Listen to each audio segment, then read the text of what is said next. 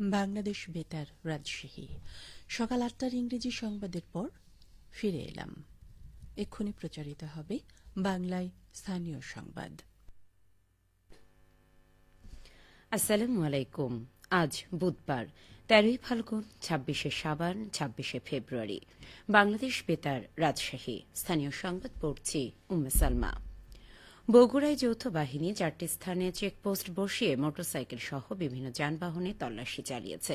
এ সময় প্রয়োজনীয় কাগজপত্র না থাকা ও ট্রাফিক আইন লঙ্ঘনের অভিযোগে বেশ কয়েকটি মোটরসাইকেল আটক করে প্রায় ১.৫ লাখ টাকা জরিমানা করা হয়। বগুড়া সদর থানার ওসি এস এম মঈনুদ্দিন জানান, গতকাল বিকেল ৪টা থেকে এই চেকপোস্ট কার্যক্রম শুরু করা হয়। রাত ৮টার পরও এই কার্যক্রম অব্যাহত ছিল।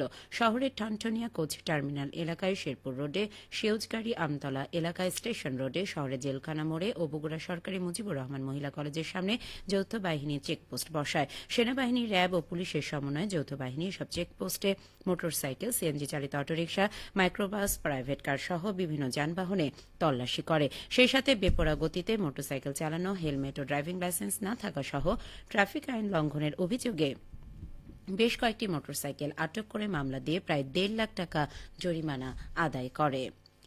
এদিকে উত্তরবঙ্গের প্রবেশদ্বার সিরাজগঞ্জের যমুনা সেতু পশ্চিম মহাসড়কের বেশ কয়েকটি জায়গায় নিরাপত্তা অভিযান পরিচালনা করছে বাংলাদেশ সেনাবাহিনী। গতকাল রাত ১১টা থেকে যমুনা সেতু পশ্চিম গোলচত্বর সহ মহাসড়কের বেশ কয়েকটি পয়েন্টে চেকপোস্ট বসিয়ে এই অভিযান চালানো হচ্ছে। জনগণের জানমালের নিরাপত্তা, মহাসড়কে ডাকাতি, অবৈধ অস্ত্র ও মাদকদ্রব্য পরিবহন রোধ, আইনশৃঙ্খলা পরিস্থিতি স্বাভাবিক রাখতেই এই অভিযান চালানো হচ্ছে বলে জানিয়েছেন দায়িত্বরত সেনা কর্মকর্তাগণ। অভিযানে চেকপোস্ট বসিয়ে বাস, ট্রাক, প্রাইভেট কার সহ বিভিন্ন যানবাহন থামিয়ে তল্লাশির পাশাপাশি যানবাহনে বৈধ কাগজপত্র রয়েছে কিনা তা চেক করা হচ্ছে। নিরাপত্তা অভিযানে সিরাজগঞ্জের দায়িত্বপ্রাপ্ত সেনা কর্মকর্তাগণ উপস্থিত ছিলেন।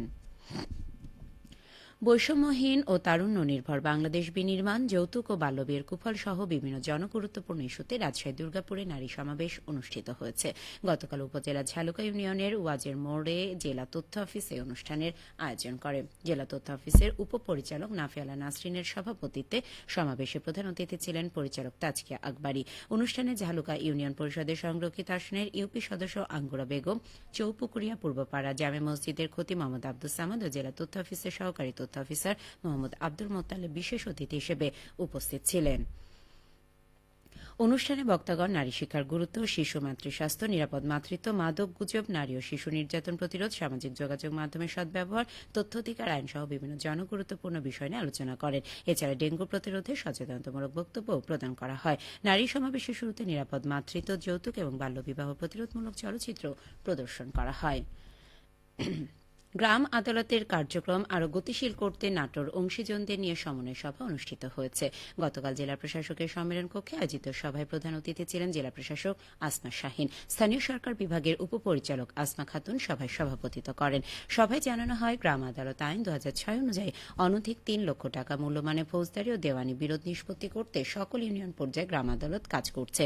গ্রাম আদালতে আইনজীবী নিয়োগ করতে হয় না, মাত্র ১০ থেকে ২০ টাকা ফি প্রদান করে গ্রাম আদালতের মাধ্যমে অল্প সময়ে স্বল্প খরচে সঠিক বিচার পাওয়া সম্ভব। ফৌজদারি ক্ষেত্রে চুরি, দাঙ্গা, প্রতারণা, ঝগড়া বিবাদ, কলহ বা মারামারি, মূল্যবান সম্পত্তি আত্মসাৎ করা, অন্যায় নিয়ন্ত্রণ, আটক, ভয়ভীতি বা হুমকি দেওয়া এবং কোনো নারীর শালীনতাকে অমর্যাদা বা অসম্মান করার ক্ষেত্রে গ্রাম আদালত কাজ করে। এছাড়া মিথ্যা অভিযোগ দেওয়া হলে ৫,০০০ টাকা জরিমানার বিধান রয়েছে গ্রাম আদালতে।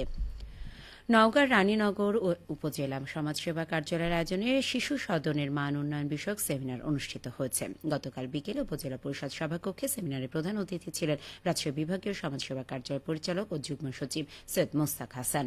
সেমিনারে বক্তারা নতুন জারি করা নীতিমালার উপর আলোচনা করেন। এছাড়া নতুন নীতিমালা নিয়ে অজানা বিভিন্ন প্রশ্নের উত্তরও দেন।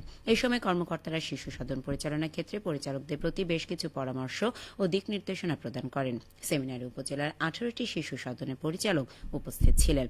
এ সময় জেলা সমাজসেবা কার্যালয়ের উপপরিচালক নূর মোহাম্মদ, রানীনগর উপজেলা নির্বাহী কর্মকর্তা মোহাম্মদ রাকিবুল হাসান সহ অনেকেই উপস্থিত ছিলেন।